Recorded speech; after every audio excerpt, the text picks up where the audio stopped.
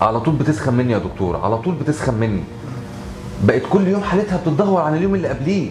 يا دكتور انا قلقان عليها جدا، قلقان. والحاله دي جات لها من امتى؟ شهر، شهر ونص كده. تعرف دي حلاوه.